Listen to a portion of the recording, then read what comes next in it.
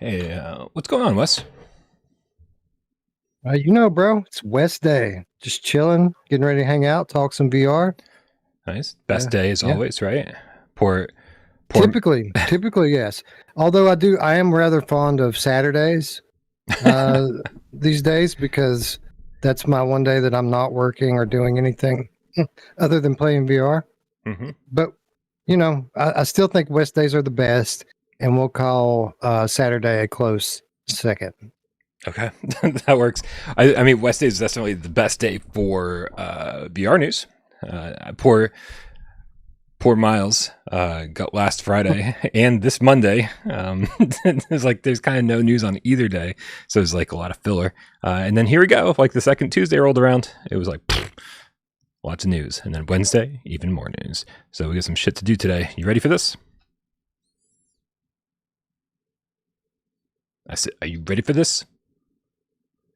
Oh, great. I think we lost Wes. Oh, no, we lost you. I'm glad we figured this out before hitting the start button. Before we went live, before people could hear us making just awful mistakes. Nope, still can't hear you. But I can see you asking if.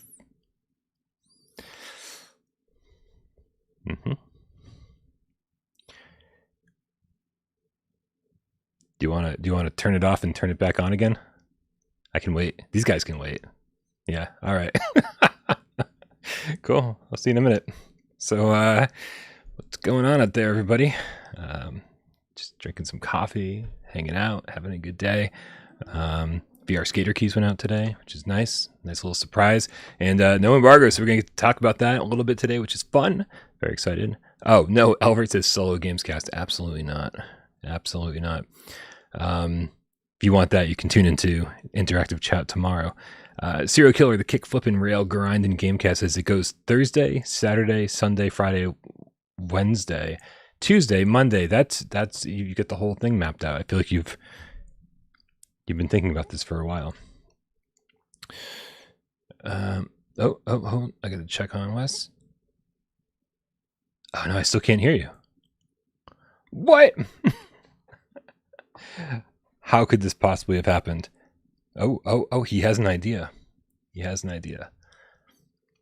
Well, I'll tell you, timestamps are never as important as they are today. There's going to be people who are like, what the fuck is this nonsense? Sat here and stared at this title screen for like 5 minutes. This dude talking to himself. Check. Oh, he's back from the dead. Yeah. Wes, I'm always happy to hear your voice, but I've never been so happy to hear your voice as I am just now. Also, sirens on my end. A little technical advice for people out there. Mm-hmm. When turning it off and turning it back on doesn't work, unplug it and plug it back in. Phenomenal. Words to live by. You ready to do this? Yeah. Still ready to do this. Six goddamn minutes later. Let's do it.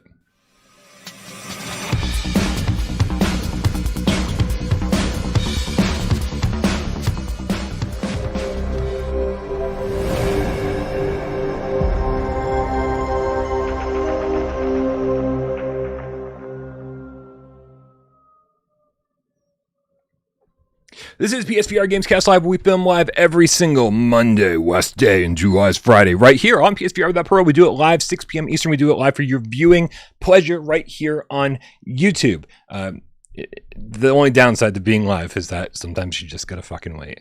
If you want to listen to this casually on podcast services of your choice, good thanks to our good friend Jay Meow. That happens. Check it out. Actually, we've got a pretty decent following over in MP3 format. My name is Brian Poff, and this channel right here, PSVR with a Pearl, and this gentleman over here, to my left, your right, it's Wes Dillon from Virtual Strangers. What is up, Brian? Can you still hear me? Music to my ears, Wes. Still working? Yep.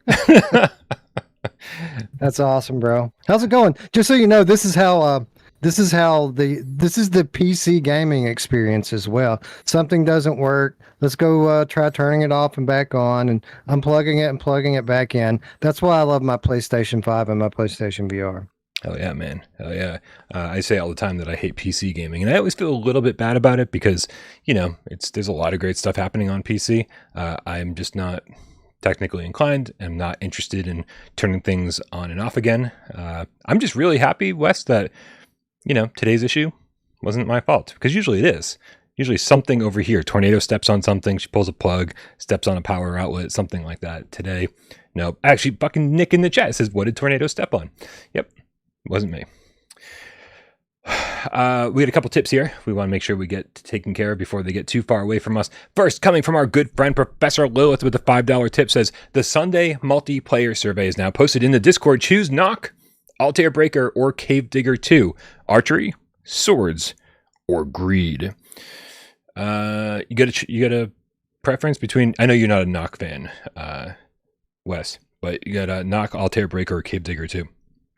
I don't have a particularly large amount of time in any of those games, but if you were to ask me right now, which one would I play? Mm-hmm. Probably Cave Digger 2, honestly. Right on. I had a lot of fun Cave Digger 2, so I'm not terribly surprised that you said that. It was buggy, but you know what? Fuck it. Sometimes it's like the Bethesda effect, right? Sometimes they're laughably bad. Speaking of which, I did get into Bad Dreams this past week. Played a few chapters of that. Oh, tell me all about it.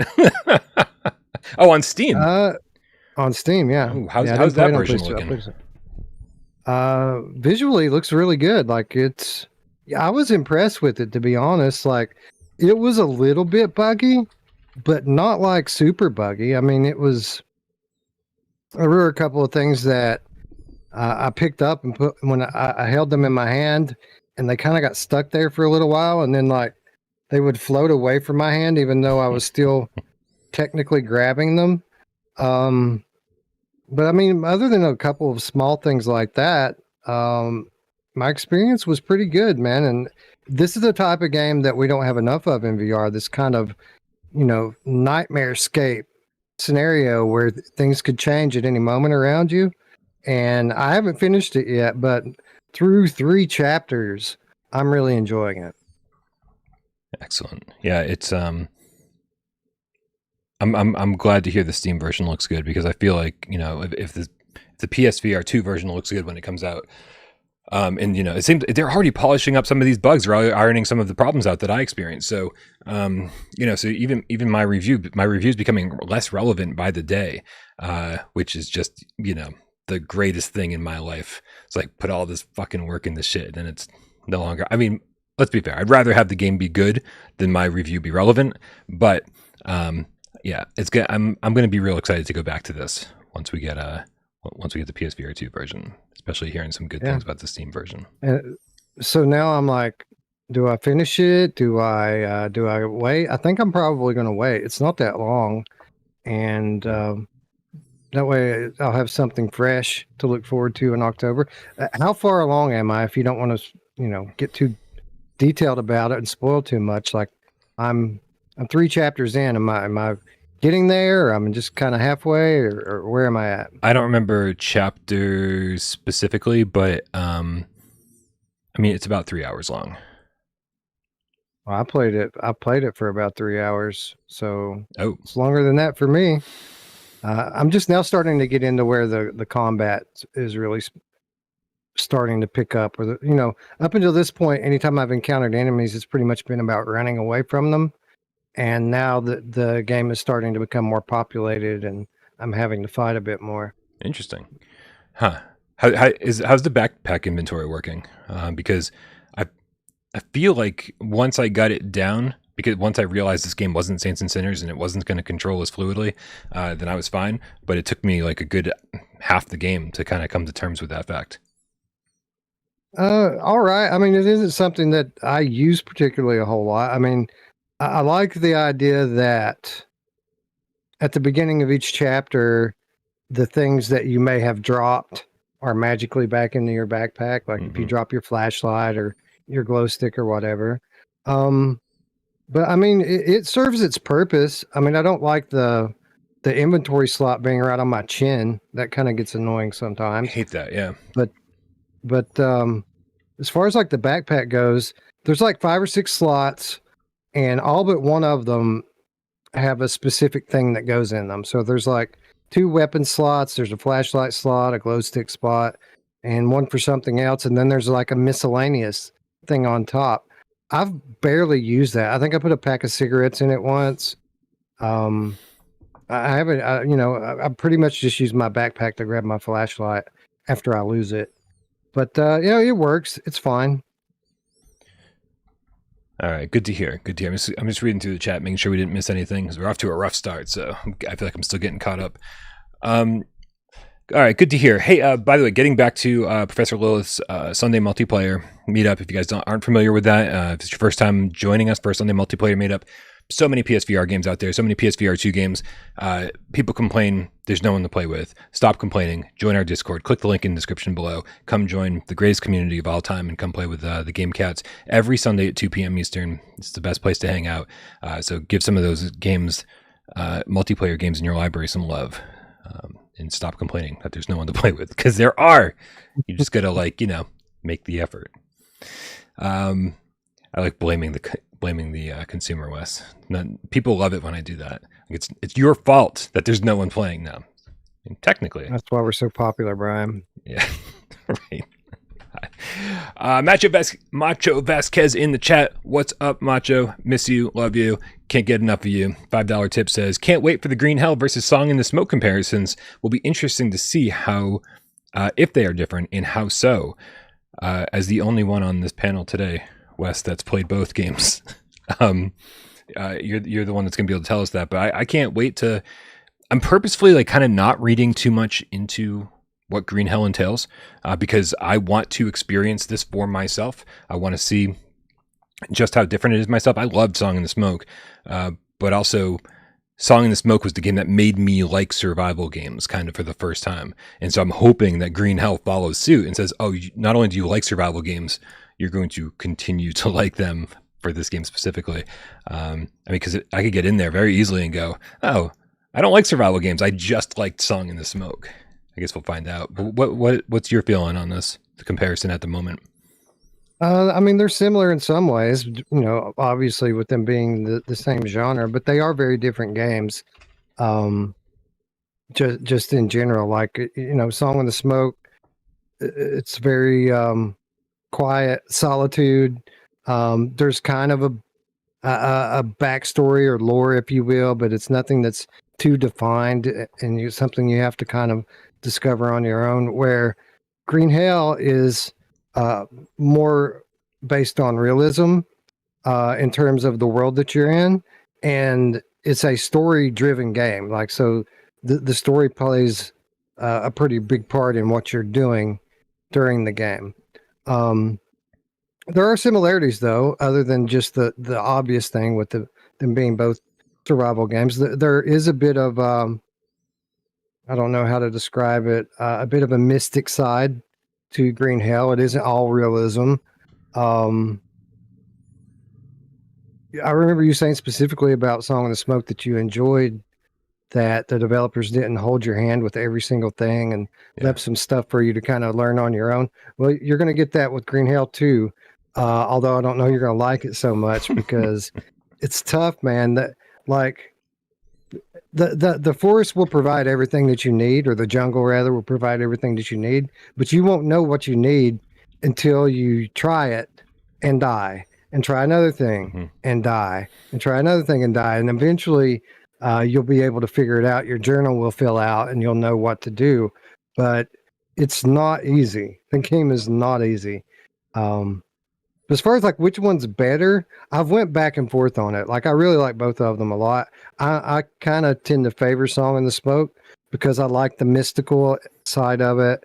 I like the way I like the world in general. But when I'm playing Green Hell, I'm thinking, well, maybe I like this one better. You know what I mean? It's a good game. Ninix in the chat says, this is my favorite VR game. I played on easy mode though. It's so relaxing. I have seen people say that you can turn it all the way down to easy, and some people have said that even on easy it's fucking still brutal. So I'm again curious to see how that works for me. What do you think of this whole fucking debacle that happened yesterday, Wes, with the Green Hell VR trailer going up on the PlayStation YouTube channel, revealing was the August 15th. I didn't write it down. August 15th release date. Yeah, I think it's 16. Yeah. 16, and then and so I'm like, oh, fucking cool. I don't have time to do a breaking news report. I'm just going to repost this on Without Parole. Now I'm the only one with the trailer because PlayStation took it down from YouTube. So do you think that something went wrong behind the scenes, or do you think that like maybe, I mean, my theory is that it's just they accidentally uploaded it. I think it's probably supposed to be uploaded with a PlayStation blog post to kind of, convince people they should be buying it.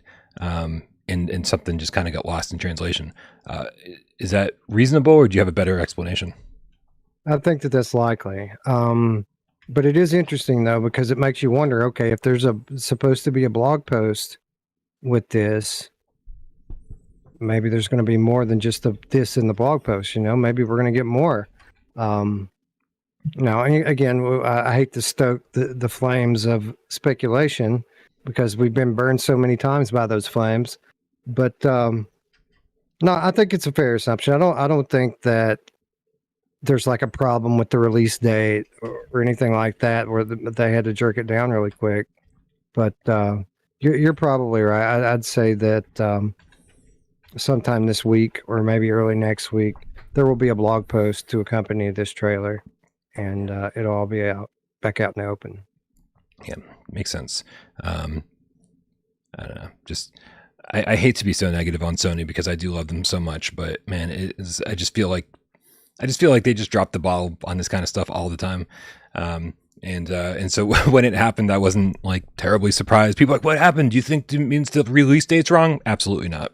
I think just something that somebody didn't communicate behind the scenes, and now this is what we're left with. We do have a couple more tips to take care of, except I do kind of want to get the ball rolling on some of these stories though. So we'll get caught up on tips in just a minute here. Here, I screwed something up and paste and good. Boom, boom. Wes, I've been really slacking on getting our top 25 video together after our amazing debate that we had recently, like 2 or 3 weeks back. And so while I'm, slacking, I like to make fun of other people's top lists of their top 15, top 25 games, whatever it might be. And somebody did post theirs today, so I feel like it's worth at least checking out. Over on, I think it's Gameranks. Is that who this is? Gamerant. Gamerant. And so, you never know what people's experience with PlayStation VR2 is, but I figured we just kind of Gamerant. Thank you. Yes, blast through this. This is up to date. This is brand new. Just dropped yesterday. So I say we scroll through this. We don't have to spend a lot of time on every single one of them, but I did find it fairly interesting. The first game that they list, starting with number 15 to number 1, Beat Saber, which I believe made it much higher on our list. Not much higher, actually. It was around 15 or 16, as I recall. Oh, yeah, that's right. I guess with the top 25 list, it doesn't seem like it's so near the bottom when it's like right in the middle. Top 25, 2015. Synth Riders Remastered Edition, number 14. They obviously like their rhythm games over there at Gamerant, and you'll see why I'm saying that in just a second. What do you think of Before Your Eyes being at number 13? I think it's a travesty. It's BS. No, I'm not shocked. I mean, everybody likes different things, and obviously this isn't a VR-centric news outlet. So, I could see where this might have particularly landed with, what is probably their one VR guy on their staff. Mm-hmm. And this is probably his list of favorites. So it's not, I wouldn't put it up there. Obviously it didn't make any of our lists, but it was in that kind of next tier from like 25 to 35 for most of us. So I'm not shocked to see it on the list. Yeah, I had said a bunch of times that if Before Your Eyes made it kind of near the bottom of our list, I'd be really happy to see it. Like, not only for diversity's sake, to show that there's a lot of stuff going on in PSVR2, but also because I think it hit people a lot harder than it hit me.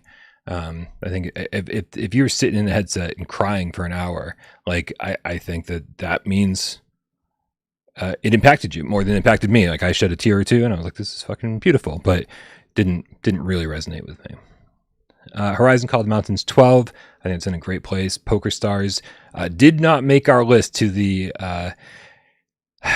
to the people weren't happy.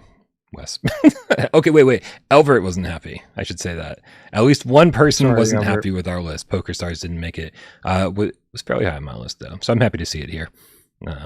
Hubris number 10. Glad to see that made it. Loved that game. Walkabout at 9. Tetris Effect at 8. Just stop me if you want to talk about any of these. There's one in particular that I want to comment on. 7 is Moss, and it does look like they did what we did. They chose their favorite game from the series and then just kind of mentioned the other one, because they did Walking Dead Saints and Sinners Tourist Edition. They actually said in this description, they said that Retribution is also available on PSVR2, but it's not quite as good. So that's a conversation I know we've had a couple times. Which one's better? Right, yeah. Humanity made it to number 5 on their list, which has been extremely popular with everybody but me. And me. And you. Resident Evil Village, number 4, which is just, I mean, you can't sit back right now and go, well, obviously I know what 3, 2, and 1 are. If Resident Evil Village is number 4, what could possibly be? You know, Gran Turismo is going to be in there somewhere. But what could the other 2 in 3, 2, 1 be? This is nutso. Cactus Cowboy, obviously. Cosmonius High. Imposter VR. Break Space stuff. Simulation. Yeah. Among Game. Yep. Travel the Words. I mean, all possibilities. Oh, yeah. All possibilities. Number 3, Red Matter 2, which is again fucking fantastic choice. I don't have any objections to this. I do, however. That's great. People are going to get mad in the chat because people don't understand that you can really like something but not think it's deserving of a number 2 slot. People are going to get mad at me. So if you're mad right now, fucking get it out there and type it, right? Engage with the video. Boost our algorithm. Pistol Whip, not a number 2 game. What do you think of this? Well, I mean, obviously I don't agree with it because I didn't have it anywhere near number 2 on my list. But I kind of get it. Like, if you want to put it in the context of Beat Saber being 15 and Synth Riders being 14, I do think Pistol Whip's probably the best out of those 3 games, in my opinion. It obviously is going to appeal to a wide audience because of the play style. And, I mean, this game gets a lot of free content added into it, and it's still getting free. I think they added a new level even yesterday or the day before. Like it keeps coming. Yeah. So I can see why someone would like that.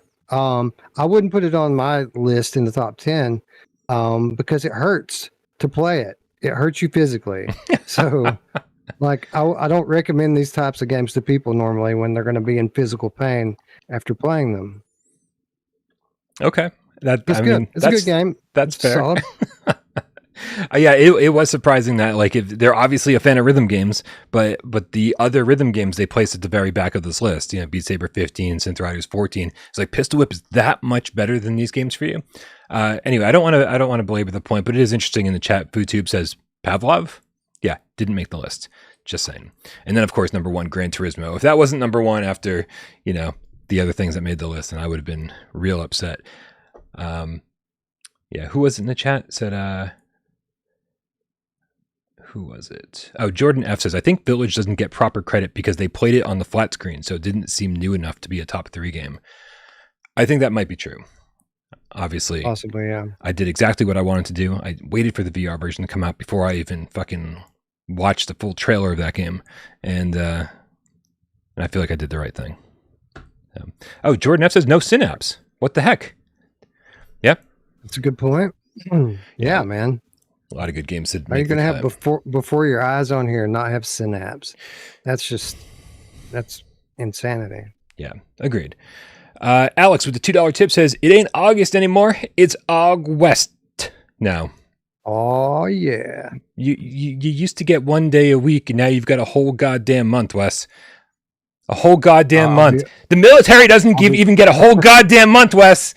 No, they do. Just kidding. I'm going to pull down. I'm going to pull down a whole year next time. I'm taking over the calendar, Brian. As long as you just don't pick it outside of Target, or not friends anymore. Scott Zilla with the $5 tip. Oh, we are getting dangerous with these tips today. He says, "Happy day after indictment day." We're just going to keep moving. Nihilist Ryan, the guy, it is getting kind of hot in here. Nihilist Ryan, the game feline with the $5 tip, says, "Happy West Day, y'all. Super Game Month is upon us. Hype." It is Super Game Month. I think that's I know, man. We should refer to it from here on after. I feel like we should just redo the top 25 over again during the first week of September. There's so many games coming out this month. I know. I really wanted to get that video out just so there'd be like this massive difference. And unless I can get it out like this weekend or something, it's like, yeah, I know. Salvador with the level 3 membership says, "Catch y'all on the replay." I was going to say like flippity flop or some stupid thing. Heading out to watch an early screening of the Gran Turismo movie. Haptics better be good, he says. I didn't even know it was coming out even remotely soon. Is it I didn't either. Yeah, I guess it's got to be coming out soon enough, right, to have an early screening be going on. Let's see. Mark with the level 1, Mark Pringlesleaf with the level 1 membership says, "Wes, which game is the bigger of the two?" This is going back to Green Hell again. I'm guessing we're talking about the PC versus Quest version. Okay, I would assume that's what I wonder if that's what was meant, or Song in the Smoke versus Green Hell. Again, because we were just talking about that. Yeah, I think that's what it is. I'm sorry, you're right. Well, it kind of lends into the Quest versus the PC version conversation anyway, because that really, which one is bigger, Song in the Smoke or Green Hell? It depends on which Green Hell you're talking about. Yeah. Like, the PC map, if you're talking about just pure scope of the game, the PC map is notably bigger than the Quest version map. Now they both share all of the same areas in the jungle, but the PC jungle has a lot more like open space for you to get lost in. Pretty much, it's an open world. Like you can wander around the entire map at any point in time. Although there are certain things that, keep you from going here and there early in the game, like things that you need equipment to traverse and you don't have equipment for yet. But, Song in the Smoke, probably, see, it's difficult to judge because with Green Hell, the whole game takes place on one map. Okay. Where Song in the Smoke, every level has its own map, and the worlds are very different from one another. I would say Song in the Smoke's probably, well, I'd say it's safely bigger than the Quest version of Green Hell. The PC version might compete with it, but it's hard to judge. Fair. Peter, the Underground Gamecat on Parole with the $2 tip says, "We ever getting Mohawk/red tie Brian here? LOL." I'm growing the hair out, man. Like, I don't know if you noticed, but like I wore a baseball cap for the better part of 3 years, and I'm growing the hair back out. And so there's definitely a potential. Nothing like old men with mohawks. Adorable, right? We're just waiting for our Gen 1 remakes on PSVR2, and we'll do a full-on flashback to the early days of the channel. How about that? Yeah, I think I threw the red tie away because it was just fucking disgusting. Like, I wore that thing for years and it never got washed. In my apartment, I live here alone. It's like a bachelor pad. I'm disgusting, Wes. Nothing here is clean. Everyone send Brian your red ties. The address is in the description. There you go. I was going to say don't do it, but you know what? What the hell? Elvert with the level 3 membership says, "Ghost of Tabor hype." Well, glad he's still here after the whole Poker Stars conversation. What's up, Albert? Yeah. Let's talk about VR Skater, Wes. Keys went out today, and the game comes out Friday. As far as I know, yeah, we can talk about it pretty freely. I did not capture new footage because I will tell you something about VR Skater, and it's the same thing I've been telling you about VR Skater for a while now. There's a learning curve, and I did not get over that learning curve today well enough to capture footage that I wanted to share with anybody. I was definitely, I'm already better than I was when I played it a couple months ago. You know, because the tutorials actually work now, unlike the version that I played. I'd kind of wing it for like half the tricks. But yeah, man, I've got to say that I am having a blast with VR Skater. We got him late in the day. How much did you have a chance to play, Wes? Just a little, just a little. I played through some of the tutorials and some of the challenges early on, but I played enough to know. I played enough to find out that I was wrong about this game. Oh, My assumptions were incorrect about it, and what my were? Okay, yeah, go ahead. no, my assumptions were that VR as a medium, as it stands right now, would not be sufficient to recreate the real life experience of riding a skateboard. I felt like anything that really doesn't track your legs isn't going to allow you to feel like you're riding a skateboard. And I was wrong, because when I got in here and started to play this, not only is the way that you're pulling off tricks kind of similar to how you would in real life, only you're using your hands instead of your feet. Not only is that similar, but like you said, the learning curve is similar. You know, if you're trying to learn how to do skateboard tricks in real life, you're going to wipe out and wipe out and wipe out. And it's very much the same thing here. Yeah. Get up, dust yourself off, and try again. And yeah, man, I liked it. It felt like being on a skateboard to me, and I was not expecting that. Yeah. I 100% agree with that. As a skateboarder back in like high school and then early college days, I was terrible at skateboarding, like just terrible. Like ollieing up onto a sidewalk was about the best I could do. And even that was like a 50-50 shot, right? So really bad. So I wasn't surprised at all when I was bad at this, because it takes the same type of coordination. And I do love that there's a learning curve here. I saw Twitcher in the chat say the same thing. Like this is a game you want to get better at, and I feel like the more I'm playing it, the more I am actually getting better. Like I am slowly getting over that hump that is the learning curve. But they're so good about letting you just sit in the tutorials and just practice and practice and practice and practice the tricks until you finally get it, and then saying, "Hey, you want to do a challenge, like where you like practice those tricks and get rewarded for it, and then you get gold medals, and then the gold medals give you XP, and I fucking love progression systems. So XP bars just constantly filling up, and you get to use that XP and you get to use those medals over at the skate shop to put custom grip, custom trucks, wheels, different. I mean, you get to customize your board, and it's awesome. So it all feels very rewarding, and I've only been playing for a couple hours. I wish that I played all day like I wanted to today, but it just didn't happen. You see the stuff that's going on in the trailers here, and it's some very, very cool stuff that Frankie over at Perp Games is doing, because he's been playing this for a while and he's really good at it. This is him doing all this stuff. I am so excited to get to that point where I can string all these tricks together, make awesome combos, blow away my old scores. This feels very Tony Hawk 1 to me. Yeah, I agree with that. And I don't think I'll ever be that good at it. I don't think I'll ever put the time into it that's required, but it is so satisfying. Just the first time that you're able to pull that trick off moving, it's a great feeling. And it's just like real life, where you don't try the tricks, as you're moving at first. You're standing still. Like when I was in high school trying to learn how to do this stuff, I would take the board to like gravel so that it wouldn't roll, and I would just sit there and try to get the the foot movement down correctly to make the board move the way I want it to move, and then you try to get it to so that you can land on it. It's very much the same thing here. You practice in place. After you get it, you start trying it while you're moving, and then when you get that, you move on to the next trick, and you build your arsenal up, and then when you try to put it in practice during a challenge, it's difficult all over again, because now it's kind of up to you what you do.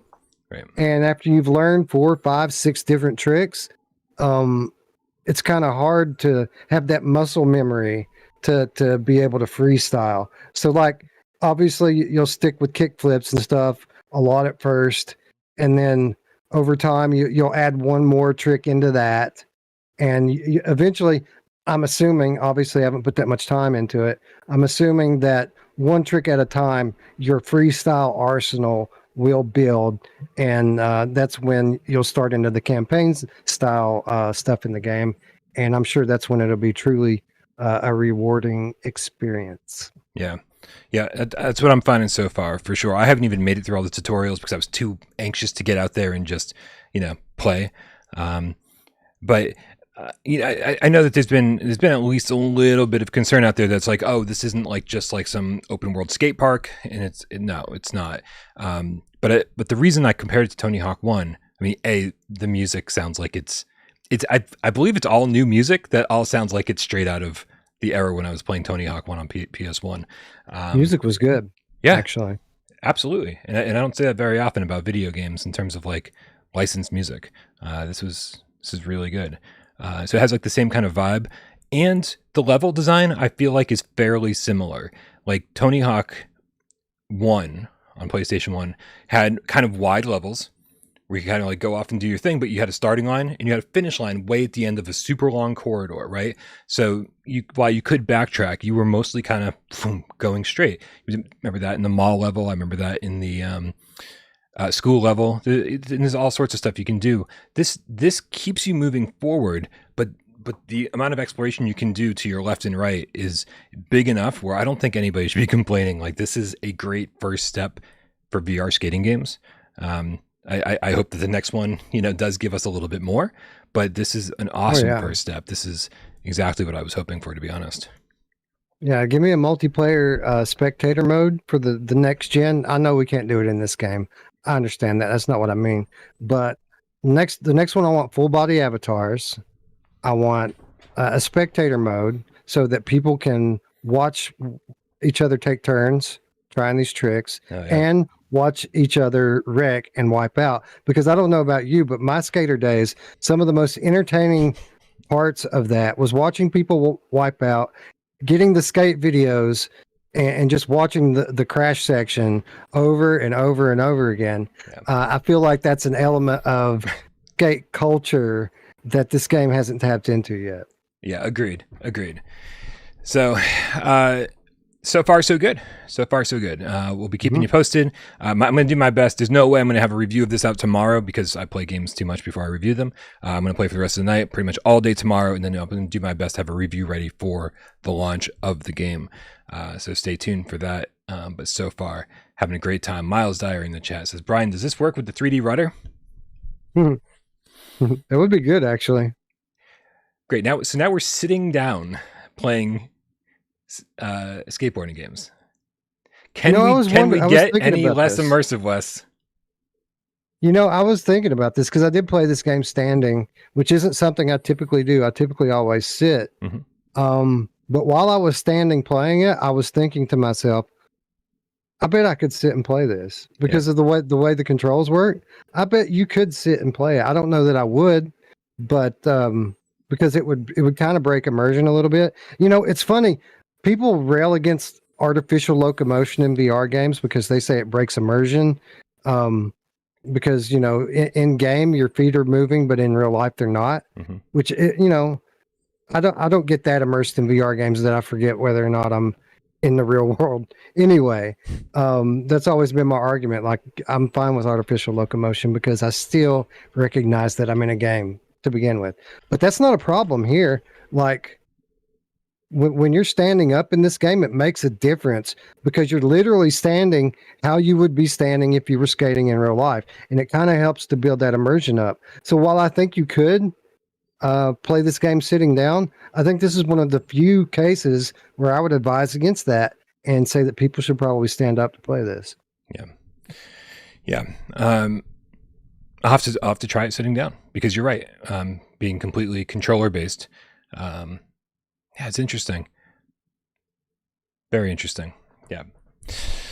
You got me thinking, Wes. You got me thinking. Because, I don't think you'd want to play sitting down. But, I mean, there's a lot of people who don't have really a choice. And so, they're like, I have to play sitting down or I'm not playing it. So, We'll have to check that out for That's them. true. And I actually get these questions sometimes from a few of my community members. That, have you tried it sitting down? Does it work sitting down? So I will try it if for no other reason than that, so that I can answer these people definitively. Nick Mueller, the Gamecat, said, I got over the artificial locomotion brain disconnect by imagining I'm on a hoverboard. Skateboarding should work similarly. Yeah. Let's hope so. I always get comments from people saying, I don't know if I could play this game looking down at my skateboard the whole time. Like, that's not how skateboarding works. I was like, you don't the whole time. You look at it sometimes, but if you're looking down the whole time, you're going to wipe out because you got to stuff's coming, man. You got to be prepared for it. Like I'm going to have to play it looking down the whole time because I'm capturing footage for you to see. Otherwise, you'll just see the scenery coming at me. You'll never see a skateboard and you'll never see the tricks happening. So whenever you see footage from me, I'll be looking down a lot more than you will. Okay. There's something we can ask for that they could probably get in this game, this generation. Give us a spectator cam for recording footage, like a drone cam that is in front of us, or something that we could place where we want it and have it follow. Yeah, they could do that. That would be really cool. Yep. This game is, I would say, it's screaming for mixed reality to see you on the skateboard itself, but unless you're actually pulling the tricks off with your feet while simultaneously pulling the tricks off with your hands, I don't think the immersion would be that great. I don't think there'd be a pretty huge disconnect between yeah, I mean, it would be cool in some applications, but for the most part, the sensation of moving comes from the world moving around you. And if you took that away, it would just be, I don't know. Yeah. I mean, you could still kind of do a half and half thing where, I've seen some of these mixed reality experiences that kind of work like a tunnel, but like your peripheral vision's the real world. Everything in front of you is virtual. Mm-hmm. So it might work in like that sense. Nice. Brandon VR says, is VR Skater an exclusive? It's not, but it's the first one to leave early access because it's still in early access, I think, everywhere, technically. They are going to finish working on the PC version and get that out of early access soon after the PSVR2 version is done. Macho Vasquez with the $5 tip says, thanks to PSVR2, we're all going to be pro air guitarists, super drummers on skateboards, shooting lightsabers on mini golf fields. We're all going to have so many talents that are good for nothing. That's what he's trying to say. That's true. So. That's true. But we will be solid when the zombie apocalypse happens. VR Army, we're going to be the last one standing, right? I mean, I've played Arizona Sunshine. I've played After the Fall. I'm just going to let the zombies take me. That might be a good plan. Maybe After the Fall, or maybe Arizona Sunshine 2 will convince me I want to stay alive for it. I don't know. And we do have one game announcement here before we get into our main story, Wes. We've got a new game announced for PSVR2 from Spoonfed Interactive and a developer that you might be familiar with, Combat Waffle Studios, who's making Ghost of Tabor. Hype! And this game is called Grim. Let me bring up the minimal amount of footage that we have for it. So far, they've only kind of released TikTok teasers and a few screenshots. And so I kind of strung all that together. So don't mind the terrible resolution. I had to sort of blow it out of proportion to get into a 16:9 format. But here's what we got going on here. Let's check this shit out. What do we know about Grim, Wes? It's a survival game. A bit different than Ghost of Tabor, which has some survival elements. This is you wake up naked and alone on an island. You have to immediately scavenge for resources to try to, clothe yourself, feed yourself. But it's not like a Green Hell type game or anything like that, because there are other people on the island. There are NPCs on the island, the natives, which are not friendly to you, and there are other players on the island, such as yourself, which could be friendly or not. This is the type of survival game that kind of falls in line with a game like Rust, on which is a very popular traditional um, survival game that a lot of people play on PC. I think it's on PlayStation as well.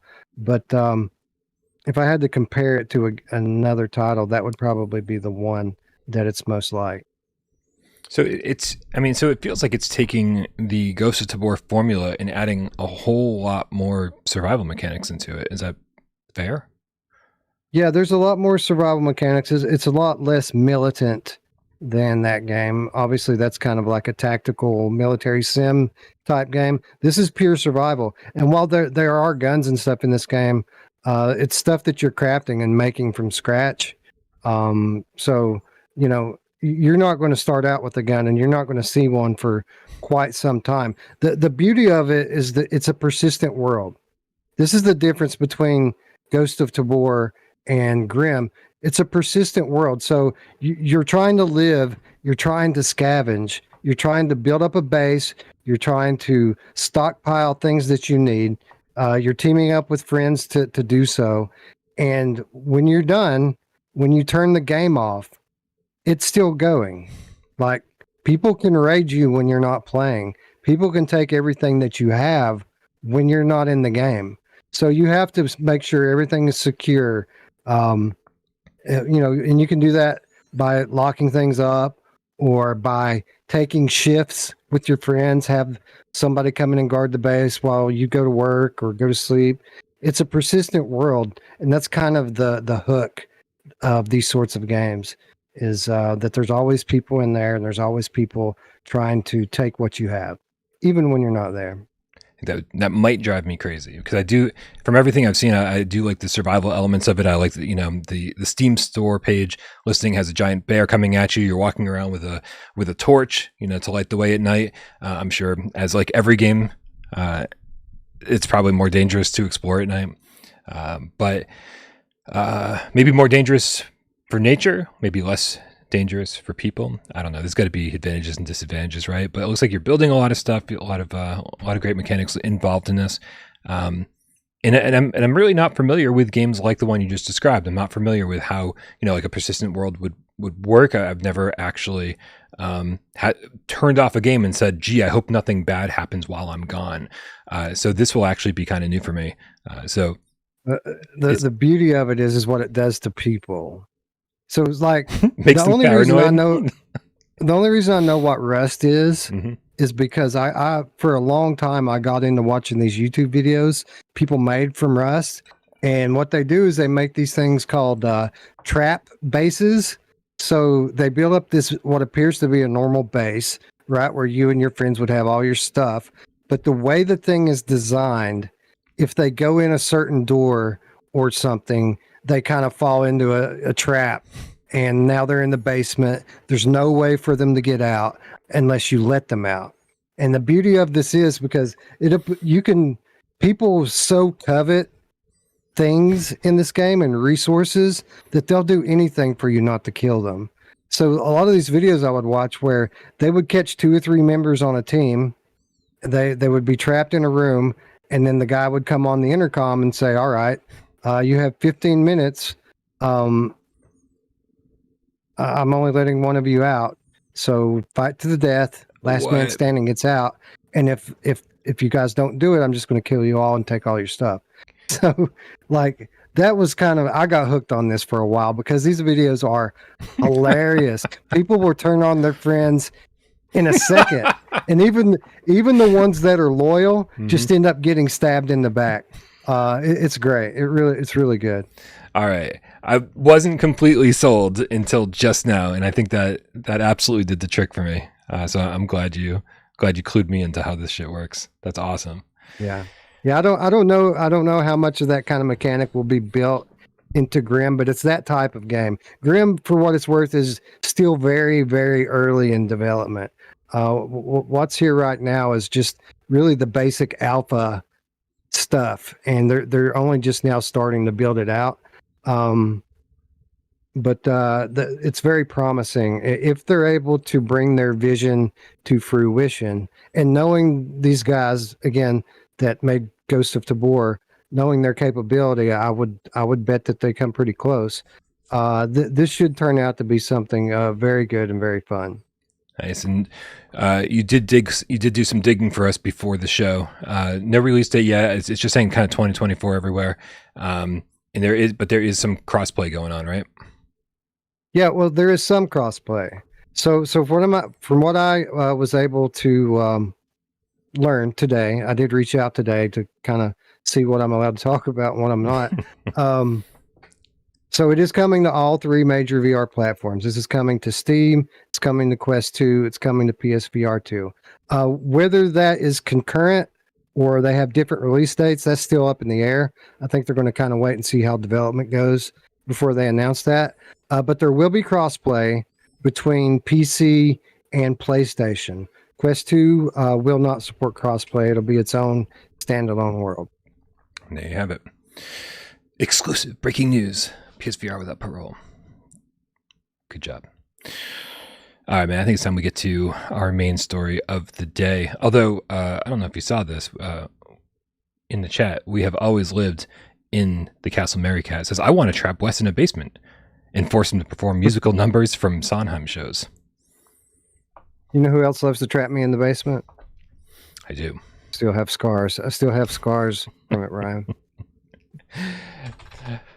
All right, man. So the news from yesterday that we already kind of brought up was that Green Hell got a release date of the, we said 15th or 16th. You said, I believe you more than me. I think it was the 16th. 16th sounds I'm not good. sure, but I'm pretty sure about that. And the major question is, obviously, we got this big survival game coming our way. It looks absolutely beautiful. The trailers are, just stunning looking, and I can't wait to play no matter what happens. I think I kind of want to preface the conversation by saying exactly that I want to play this game. I'm excited for it no matter what happens, regardless of if we get something that's a little bit more leaning toward the Quest version of the game, or if we get something that leans a little bit more toward the PC VR version of the game. I'm excited to play this either way. We're just trying to kind of figure out and help you guys figure out exactly what to expect when it shows up, because it's not that far away. And I'm sure that in the next 2 weeks, Incuvo will be telling us more about what to expect. And I think there's a lot of confusion out there. So I think it's time for us to clarify some of that and talk about the differences between the Quest version and the PC VR version. And that way people will understand that no matter what version we get, it's going to be pretty damn good, right? Right. And then that is true. Like, this is it's one of the better games on Quest, to be quite honest. It's really good. Yeah. And so, I feel like I've been oversimplifying it for the last year or two whenever this game came out on Quest, and it had already been announced for PlayStation VR2. I think we all just kind of assumed, hey, we're obviously getting the PC VR version. Why wouldn't we? But if you, I did a little research today and saw a couple of reviews, a couple of sites that talked about the differences between the two games. And the first one we're going to go to from our good friends over at Upload VR. Can't even get through that sentence without laughing. And they say very. This is from Jamie Feltham, I'll point out. So okay, it is our good friends from there you Upload go. VR. I do like Jamie. Jamie's a good dude. Highlighted here, it says the differences between the two versions of Green Hell VR, PC and Quest, are nothing short of staggering. The Quest version scales back the map, ecosystem, and even just the type of structures you can create. Visually, the game is far more complex on PC too. If you want a hardcore, demanding survival experience, then the PC VR version is unquestionably the way to go. Now, over on the Incuvo Discord, they said very clearly that the graphics on the PlayStation VR2 version will very closely resemble the PC VR version, right? So we don't really have to take visuals into consideration here. We know this game's going to look pretty much as good as it can. Any objections to that, Wes? No, and to be honest, like, again, cards on the table, I didn't play like super deep into the game. I played halfway at best on PC. The graphics was probably one of the biggest differences in the two games that I experienced. Not that it looked bad on Quest. It's one of the better looking games on Quest. But the PC version looked way better. But that didn't come for free. It's also very resource hungry and difficult to get to run smoothly on PC. So I mean, I tried to go in it earlier today, and it crashed twice on me. Oh, geez. So like it's still pretty hungry in terms of resources. But to answer your question, yeah, I think what we're going to get is something that looks a little bit closer to the PC version, and I think that's a good thing. For what it's worth, the footage in the trailer looks like footage from the PC version. Yeah. Jamie goes on to say, I will say, though, that some of the Quest revisions do actually speak to the VR better than the PC version. Crafting, for example, is a much more physical process, requiring you to mash items together and then tie them with rope or hammer logs into the ground when creating structures. The PC VR version keeps the simple crafting table, which doesn't feel half as intuitive. I'd also argue that while the PC edition's map stays true to the original, the Quest version's pared back plant life makes it much more navigable, much easier to navigate, and less tedious to explore. Ultimately, the answer to which version you buy depends on what you want out of a VR game. If you want a deep gameplay experience akin to a flat screen game with smart VR controls, PC is the way to go. But if you want something that's more thoughtfully designed for VR, less frustrating, arguably more immersive, and you don't mind the difficulty trade-off, the Quest version is for you. Now, we talk a lot about VRAF mechanics here on Without Parole, and I'm sure most VR channels do. And I'm thrilled because I hate crafting tables with a passion. I've never quite understood Minecraft because I'm old and don't understand it. Why can't I just take these two items and put them together? And this seems like they're adopting a much more Song in the Smoke style crafting system. And so that is exciting to me. And again, I think some of the things they're saying here that are missing from the Quest version are things that if you didn't play the PC VR original or the flat screen original, that you wouldn't even miss. That like you wouldn't know they were gone if you hadn't played the game already. Yeah, and this kind of well, first of all, the crafting system is very different. Now it's been a while since I played this, almost a year to the day actually, since I played these games for any amount of time, and the crafting is definitely the biggest difference in terms of gameplay and what you're doing in the game. I kind of had it twisted backwards in my head. I remembered that one of them was a table and the other one was, more of a physical thing. I was thinking for some reason that the PC was the one that was, more hands-on and the Quest was the table. But now that makes sense now that you mention that, because I've been thinking to myself, okay, if they're just bringing us a better version of the Quest game, why would they do that? And I don't think it's because of resources. While that may have something to do with it, we all know that the PS5 is capable of running pretty much anything that you can run on a PC game in terms of the current VR catalog. I think if they're going with this route and they're giving us something that's closer to the Quest version, I think they're doing it because they think that's the better version. And what you're saying here just kind of fits right in with that narrative. So, yeah, if that's what they're doing here, and this is the more hands-on version, that definitely was the preferable method for me as well. I don't want to beat a dead horse here, Wes, but I do feel like since this is the topic of the show that I'm gonna beat it just a little bit more. I'm going over to useapotion.com, which is a site I'd never heard of before, but apparently they do video game reviews according to their tagline.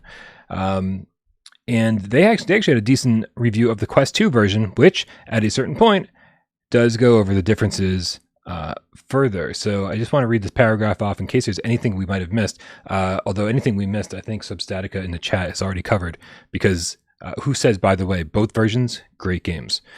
And I agree with I do agree with you in the chat now, it's Ryan the Game Feline, that I rather have the bigger version.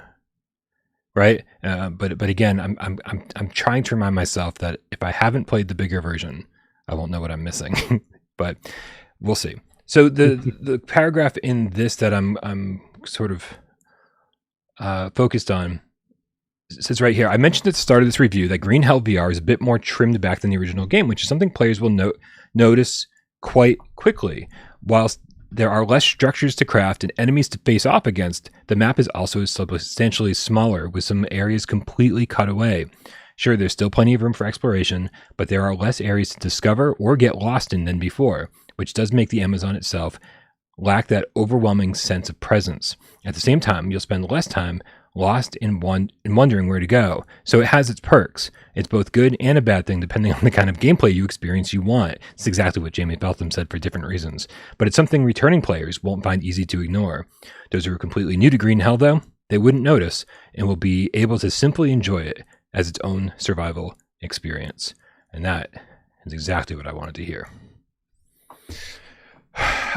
This does bring into question something, Wes, that is harder to ignore, though, and that's that the PSVR version of Green Hell is getting 2 major updates sometime this year, relatively soon, according to Incuvo. I think they have this on their Steam page, and that is multiplayer, co-op multiplayer, and 3 pieces of DLC that are all connected episodically.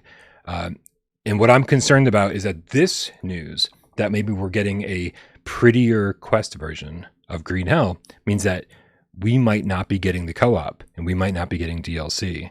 What are your thoughts on that? I wouldn't be too worried about that, Brian, and I'll tell you why.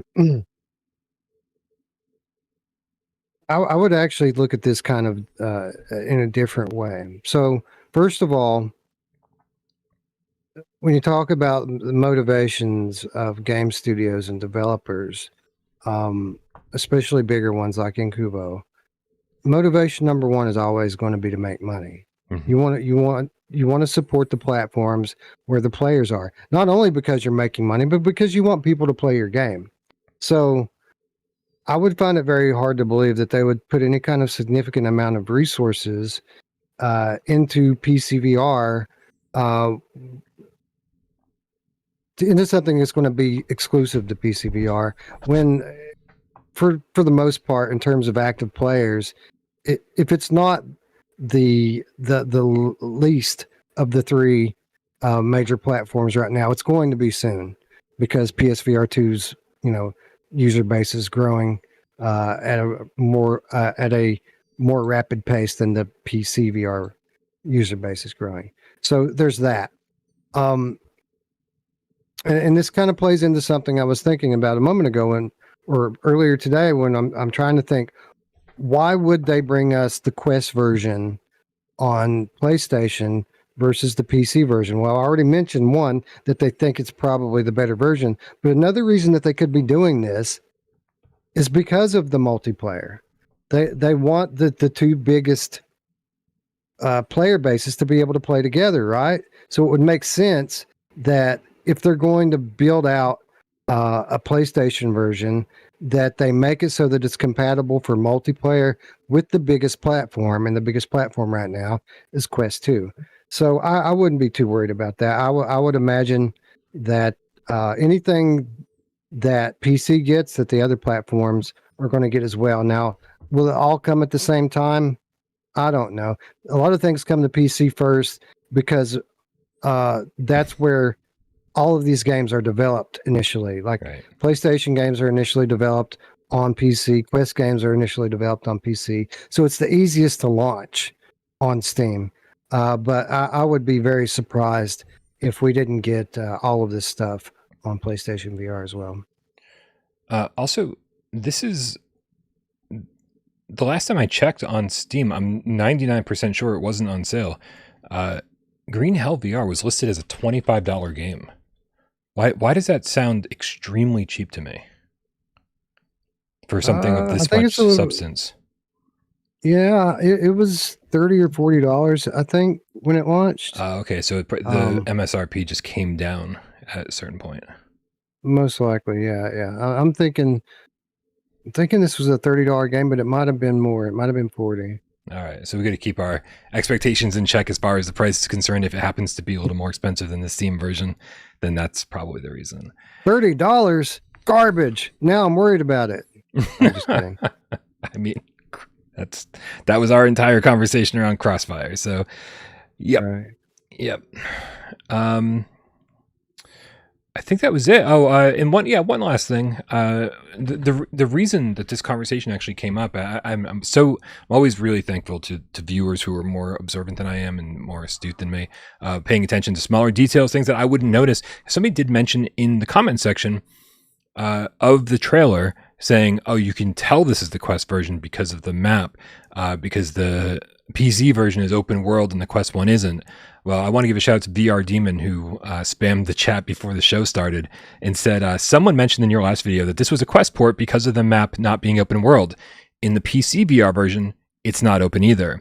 As you play the story, you unlock larger sections of the forest. All right, so if anyone's telling you the PC version is open world and the Quest version isn't, well, then they don't know what they're talking about. So keep that in mind.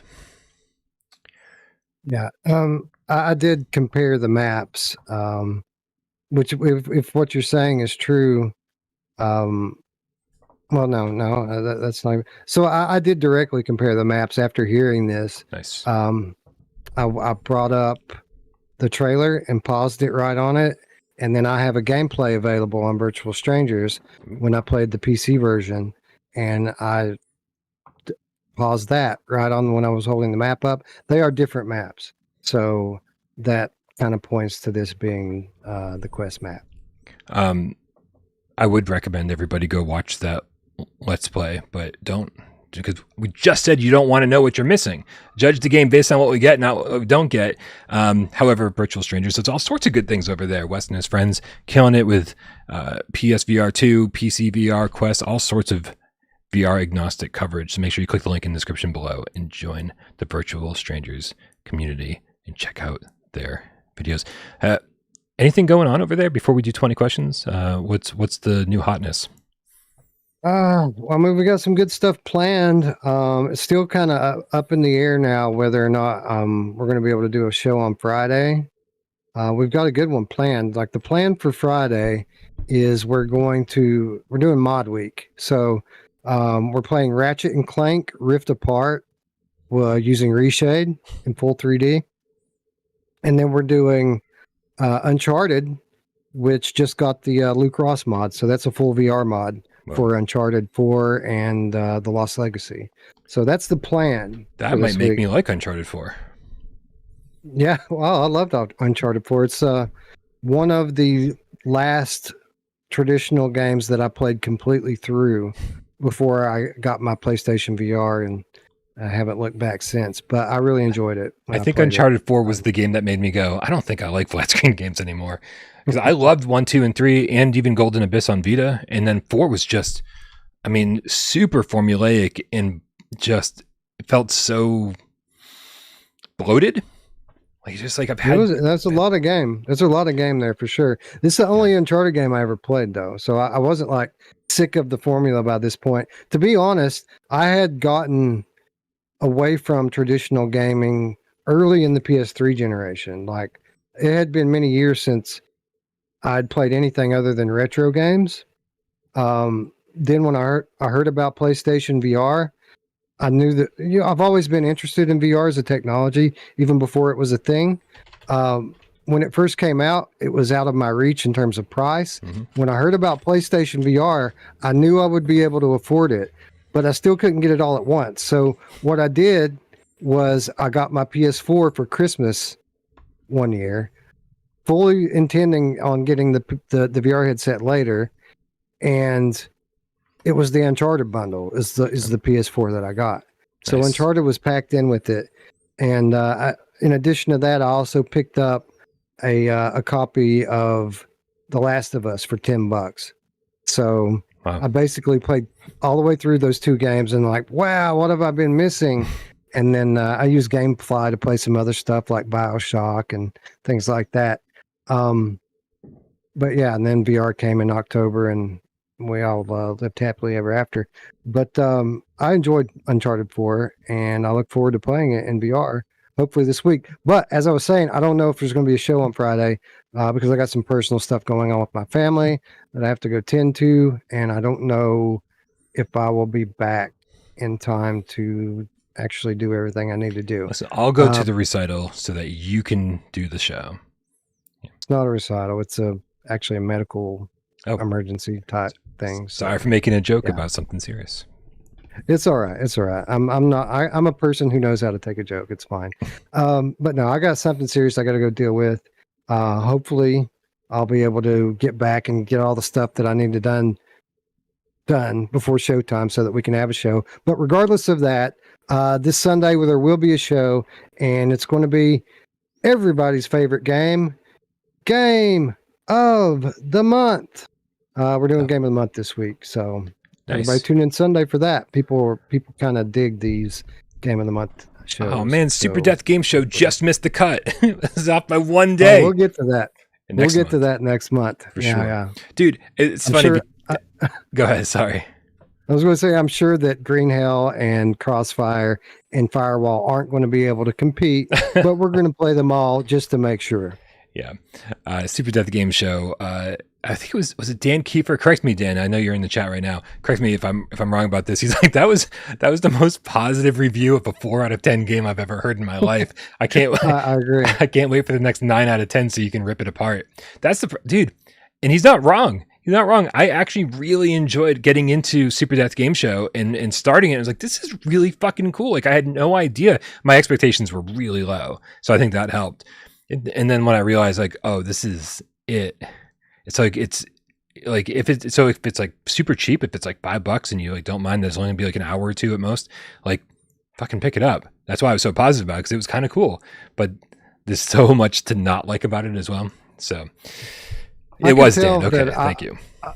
I could tell that I'm going to like the vibe of it and kind of the concept. Yeah. The only thing I really question is the execution. Like, are the games fun? Is there a bunch of jank? This sort of thing. So yeah, I did notice you had a very positive 4 out of 10 review as well. Hey man, you gotta give credit where credit's due. For real. Just a couple words from the chat before we do 20 questions. We have, and this is mostly for people listening to the podcast at home who don't have the benefit of seeing the live chat. The live chat's like half the reason to watch this. It's half the reason I'm here every day for sure. Ian Stanbridge said, "Is it bad that I thought Green Hell was just a difficult Sonic game?" and Nihilist Ryan, the game feline, responds by saying, "Haha, Green Hell Zone Act 1." And I don't know why that fucking tickled me. Love it. Deep cuts.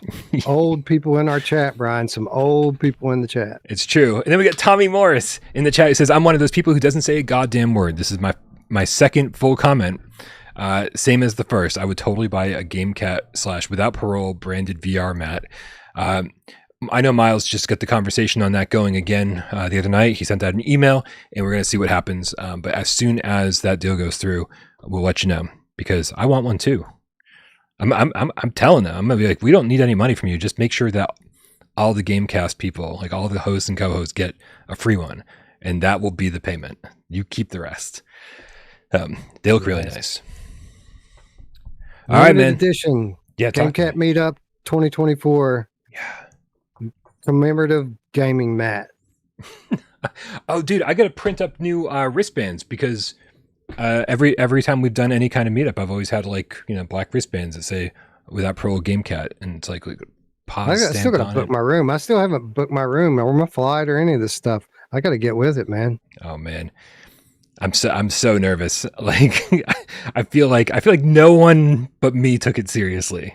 I was like, guys, we're doing this, and then AJ's like, "Oh, is that happening?" And Miles is like, "We'll see," and you're like, "I haven't done it yet." Like, oh, I'm there. I'm if I'm crashing on your couch, or I guess outside your front door, maybe I'll be there. But no, I'll be there for sure. My wife's coming with me. We've already, etched it into stone. I've already told my employer that I can't go to GDC this year because I got to go to Boston instead. It's happening, bro. I'll be there. Wow. That's commitment. I love it. And you don't want to sleep on my couch. I've already told you about this place. It's gross. Right, yeah. Even I got a hotel room because I didn't want to stay in my apartment for this. Ridiculous. All right, I'll get one. I'll get on it. I need to book some other stuff too, so I'll just do it all in one fell swoop. Just don't tell Impact Reality what it's for. I'm sure they'll pay for it. Well, they already know. I've told them. No, they won't pay. That's for sure. All right, man. I think it's time to do some Right. 20 questions. Let's do this thing, man. Where'd my pen go? Indeed. All right, you're the host this time, so you've picked a PlayStation VR 1 or 2 game, and you guys in the chat got to help me with this shit. Hooked Worm 17, the Gamecat says 300 people watching and only 120 likes. Are people that lazy? Well, are you? I haven't clicked like yet, so I am. That's for sure. All right, guys, help me out. We got 20 yes or no questions and only 6 minutes to figure this thing out. Here we go. On your mark, get Des, go. Let's be creative this time. We're going to get creative. Do you have a body in this game? Like if you look down, can you see your body? Or if it's third person, can you see your character? Whoa, whoa, whoa. Stumped him out of the gate. I don't remember if there's full body IK. Okay. I don't know. I'm just going to let that one go. I would think that would be something that you would see here, but I can't confirm nor deny it. So we just won't count that one. Okay. So we're going to go with first person. We got a freebie out of that. Mm-hmm. Okay. Did this developer make more than just this game for PSVR 1 or 2? Yeah. Okay. Multiple games.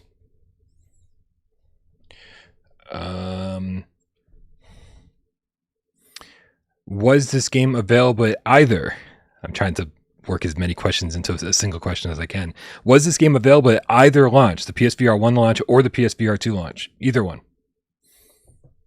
No. Okay. That eliminates a lot of games. Indie Soul loves VR says, do you have a gun in the game? I don't think so. Whoa. If you do, it's something that is very brief and not a major gameplay component. We're going to go with Serial Killer. Is this based on a popular IP?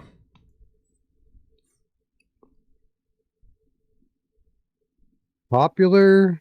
Well, A known IP? this is a known IP, yes. Okay. I don't want to mislead you though.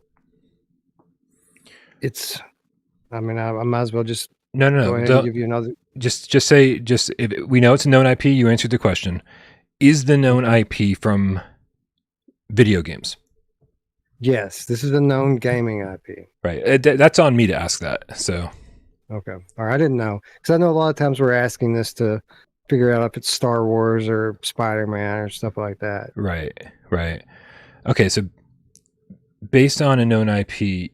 Oh, we said based on though, didn't we? So is it actually like, like, is it in the series or is it like a Stride situation where it's like a Mirror's Edge type thing? Like based on part of, Looper's going with the Room VR. So let's say, does it have puzzles? Is this a puzzle game?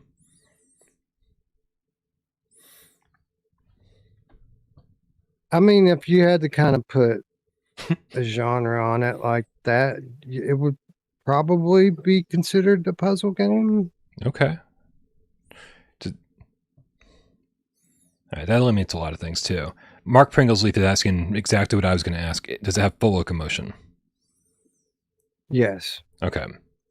So my guess is based on the answers we've got so far, you're walking around, and sometimes you're solving puzzles, related to a known IP.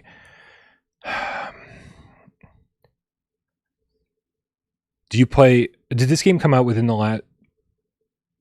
This game come out within the last year? No. All right, that eliminates quite a few things too.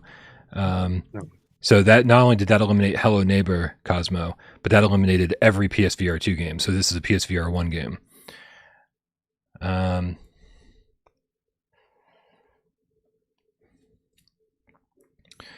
puzzle games, first person, full locomotion. Does it have a scary element to it? Spooky at all? Yeah. Okay.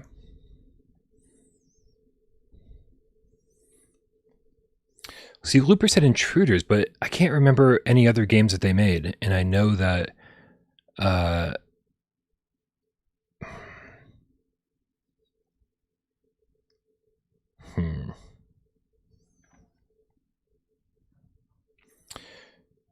Intruders isn't based on a game or a known IP.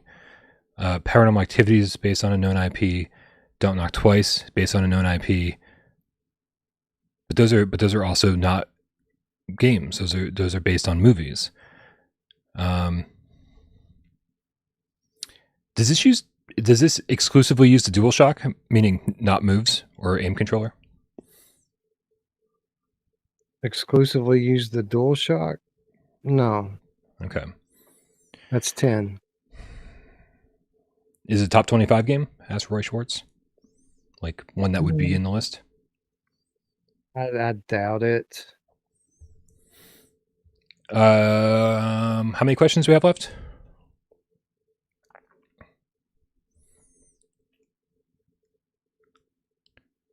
He's like, it doesn't matter. Okay, so people in the chat are saying Five Nights at Freddy's, but most of that doesn't have full locomotion, but there are games that do. So I'm just going to go for it because we have 10 seconds left. Is this Five Nights at Freddy's Help Wanted VR? No, it is not. What is it? See, this is what you get for being so cute with trying to knock out multiple answers with one question. What did I do? You burn all your time up and and blow your chance at getting what should have been pretty easy, Brian. What is the it? answer is Layers of Fear VR. Oh my God, Layers of Fear VR. That is crazy. Crazy. The funny thing is like I don't know if that would have been.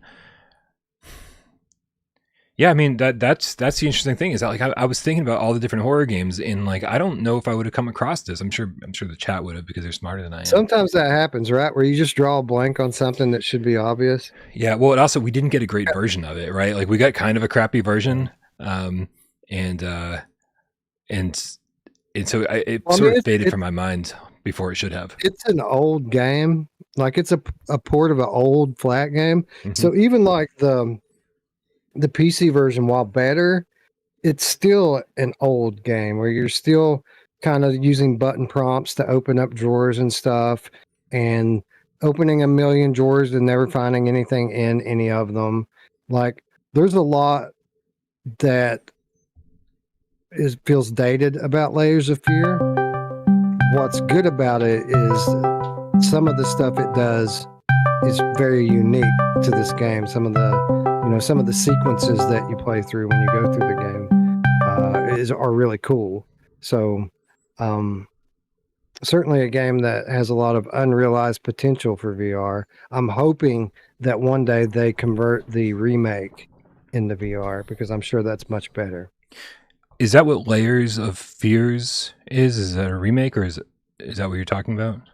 Yeah, it's a kind of a retelling of the story. I think and don't quote me on this, but I think it may even be retelling the story of both of the Layers of Fear 1 and 2 in one title, remade in like a modern gaming engine. Interesting. So, yeah. Sorry about that. I actually accidentally turned off streamer mode. Everyone could hear a call coming in. I turned off streamer mode because it was screwing with my normal Discord use. And then I forgot to turn it back on when actually streaming. So good to know. But we can all make fun of Master Gamecaster for that one because I think he just butt dialed me. So I never knew what streamer mode was. It always pops up on my thing, and I'm like, okay, cool, we're in streamer mode. Whatever that is. Yeah, I think it blocks out like usernames and like important information. Like it won't show you anything that you wouldn't want to accidentally show on screen, which is helpful. But it just created more problems for me than it prevented. So, dude, that was a good pick. I know some people in the chat said it was a deep cut. I think that was right up my alley, and I absolutely should have gotten that. There was no way in hell. Jordan F says, "Quit calling Brian on Discord." Like, you can all call me on Discord. We'll see how that goes. Right? It's just going to be an absolute clusterfuck. I don't know. I'm still using Discord. There are absolutely better ways to do this, and I need to convert everything to do that soon. Wes, thank you so much for hanging out with me on this awesome Wes day. So much good news, so much awesome stuff to talk about, and so many great things to look forward to. We have just kicked off the month of August, the month that most people are excited for, and I'm terrified of. But I am so excited that we're already getting started with VR Skater. And like I said, I've been playing that nonstop. If you don't hear from me at all tonight, tomorrow, or Friday morning, it's because I'm trying to get you a VR Skater review by early Friday morning or Friday afternoon. So that's where I'll be. Don't mind my absence. Thank you, everybody, to help support the channel. All the moderators, Jamie who uploads this on podcast services, Sci-Fi Gamecat Henry, who does all the timestamps religiously, more than religiously. He does it 3 times a week, not just once a month. Everybody who supports the channel financially here on YouTube by being a member, donating during the show, over on patreon.com/withoutparolegames. Everybody who hangs out during the chat, and everybody sits back and watches the show and doesn't say a goddamn word. We know you're out there, and we love you just as much. Happy West Day, Wes. Happy West Day, Brian. Happy West Day, Game Cats. Happy West Day, one and all.